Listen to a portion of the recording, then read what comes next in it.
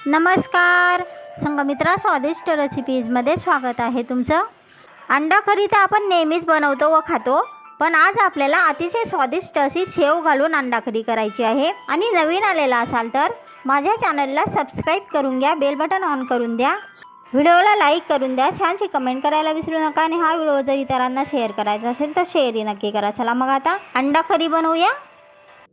अंडा करी तर तुम्ही नेहमी खात असाल, पण आज आपल्याला शेव घालून अंडा करी करायची आहे। अतिशय स्वादिष्ट होते अशी अंडा करी, नक्कीच करून बघा। अंडा करी करण्यासाठी हे आपण 8 बॉईल केलेले अंडे घेतलेले आहेत, त्यांचं वरचं कवच काढून घेऊ आणि अशा प्रकारे उभे त्यांना कापून घेऊ।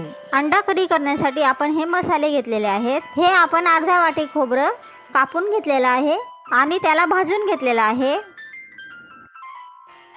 साधारण 4 टेबलस्पून आपण धने घेतलेले आहेत, धनेही आपण भाजून घेतलेले आहेत। 2 टेबलस्पून जिरे घेतलेले आहे,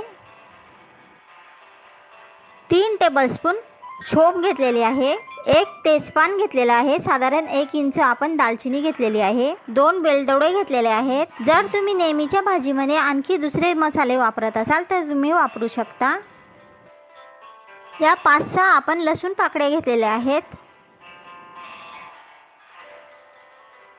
साधारण 1 मोठा कांदा आपण कापून घेतलेला आहे। हा मी कच्चा कांदा घेतलेला आहे, तुम्हाला भाजून घ्यायचा असेल तर घेऊ शकता।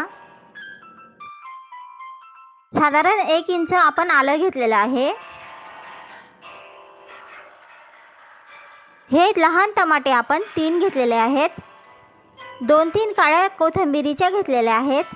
आता आपण हा सर्व वाटणचा मसाला मिक्सरच्या भांड्यामध्ये टाकून दळून घेणार आहोत। या वाटणच्या मसाल्यामध्ये तुम्हाला लाल मिरची घालायची असेल तर घालू शकता। हा वाटणचा मसाला आपण दळून तयार केलेला आहे। हे बॉईल अंडेही आपले टरफलं काढून कापून तयार आहेत। आपण वाटणच्या मसाल्यामध्ये लाल मिरची घातलेली नव्हती, त्यामुळे आपण ही लाल मिरची पावडर घेतलेली आहे। ही लाल मिरची पावडर तुमच्या टेस्टनुसार घ्या।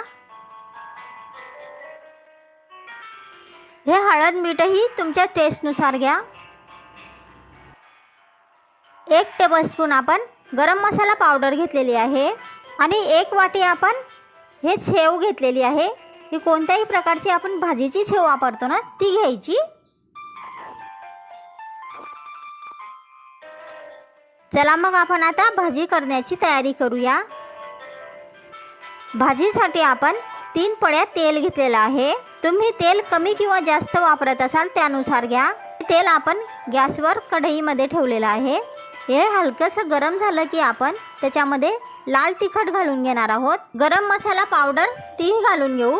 हलक्याशा गरम तेलामध्ये जर आपण मिरची पावडर घातली तर तवंग खूप छान येतो भाजीला। आणि तेल जर जास्त तापलेलं असेल तर मिरची जळून कडवट लागू शकतं, हे लक्षात ठेवा। आता आपण ह्या मिरची घातलेल्या तेलामध्ये आपण वाटून ठेवलेला वाटणचा मसाला घालून घेणार आहोत।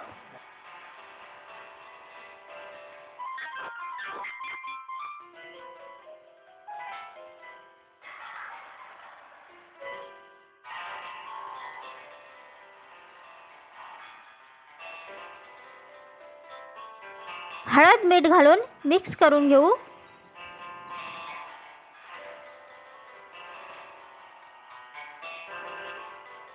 तर ह्या मसाल्यांना आपण व्यवस्थित फोडणी बसू देऊया। त्यासाठी आपण मसाल्यांचा वास उडू नये म्हणून झाकण ठेवून घेणार आहोत आणि हा मंद गॅसवरच ही फोडणी द्यायची।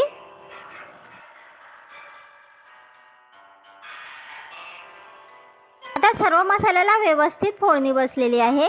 हे बघा, तेलही सुटलेलं आहे।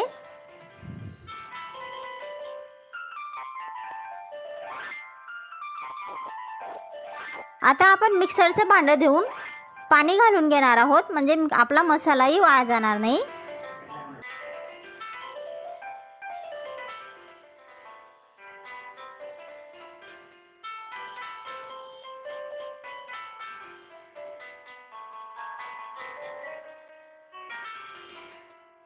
आपल्याला या भाजीमध्ये शेव घालायची आहे, त्यामुळे थोडं पाणी जास्त घालायचं, कारण शेव हे पाणी ओढून घेते, त्यामुळे पाणी थोडं जास्त घालायचं। आता आपण भाजीला उकळी येऊ देऊया।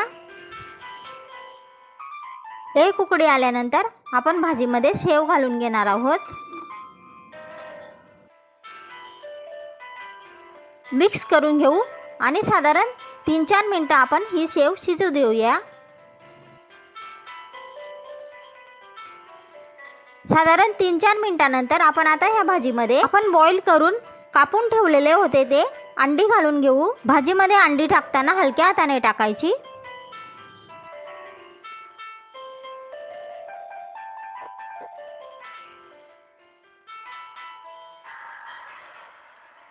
आणि आता आपण हलक्या हातानेच ही भाजी मिक्स करून घेऊ। साधारण 1 उकळी आल्यानंतर आपली भाजी तयार आहे।